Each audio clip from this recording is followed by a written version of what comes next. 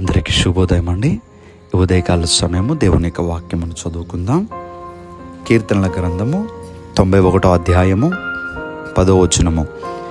నీకు అపాయమేమియో రాదు, ఏ తెగులును నీ గుడారమును సమీపించదు.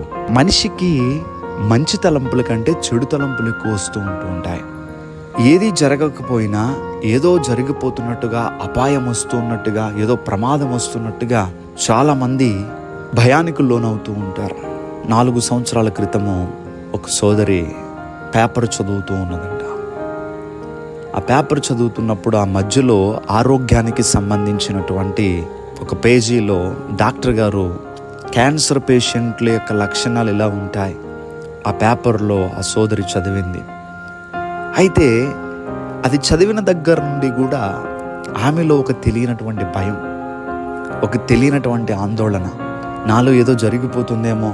అప్పటి నుంచి కూడా ఆమె వీక్ అయిపోతూ ఉంది. నెలల పాటు ఇదే తలంపుతో, ఇదే ఆలోచనతో ఉంటూ ఉన్నది. అయితే దేవుని వాక్యము ఆమె వింటూ ఉన్నటువంటి సమయంలో, నీకు అపాయమేమీ రాదు, ఏ తెగులును నీ గుడారమును సమీపించదు. ఈ మాట వినగానే ఆమెలో ఒక ధైర్యం కలిగినది. నిజమే, నా ప్రభు నాతో మాట్లాడారు కదా, అపాయమేమీ రాదు, ఏ తెగులు గుడారానికి సమీపించదన్నారు. నా దేవుడు నాకు ఏమీ రానివ్వరు అని చెప్పి ఆమెకు ఎక్కడ లేనటువంటి ధైర్యం వచ్చి, దేవుడు నాతో మాట్లాడారు, నేను దేనికి భయపడవలసినటువంటి అవసరం లేదని చెప్పి చాలా సంతోషించింది. చూసారా, ఏమి జరగకపోయినా ఆ పేపర్ చదువుతూ ఉంటుండగా ఆమెకేదో అపాయం జరిగిపోతున్నట్టుగా తనలో తానే భయము ఆమెను వెంటాడినది.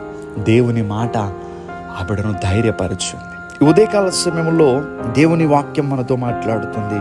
ఏ అపాయము రాకుండా యెహోవా నిన్ను కాపాడును. నిజంగా ఈ రోజు వరకు మనం ఎలా ఉన్నామంటే అది దేవుని కృప కదండి, దేవుని కాపుదల కదా. ఆయన కాపుదల మనకు ఉంటున్నది కనుకనే మనం ఇటు రీతిగా జీవిస్తూ ఉన్నాం, ఇటు రీతిగా బ్రతుకుతూ ఉన్నాం. ఇకను కూడా కాపాడే దేవుడు ఆయనే. కనుక నీ పరిస్థితులను బట్టి, నీకు వచ్చినటువంటి అవసరములను బట్టి నువ్వు చింతించక, ఏ అపాయము కూడా దేవుడు నాకు రానేరు, ఏ తెగులు కూడా నా గుడారమును సమీపించకుండా నా ప్రభు నన్ను కాపాడతారని విశ్వాసంగా దేవుని పైన ఆనుకొని ఉందాం. దేవుడు ఈ మాటలు దీవించునుగాక. సర్వాధికారి అయిన దేవా, ఈరోజు నిబిడలు వారి పనులు ప్రారంభిస్తూ ఉంటుండగా నిబిడల పనులకు తోడుగా ఉండండి. చదువుకుంటున్న బిడ్డలు వారికి సహాయం చేసి చక్కగా మంచి ఉత్తీర్ణత సాధించాలి. అలాగే ఉద్యోగముల కోసం ఎదురు చూస్తున్నటువంటి బిడ్డలు ఉన్నారు, వారు చేస్తున్నటువంటి ప్రయత్నాల్లో మీరు తోడుగా ఉండి వారికి సహాయం చేయండి.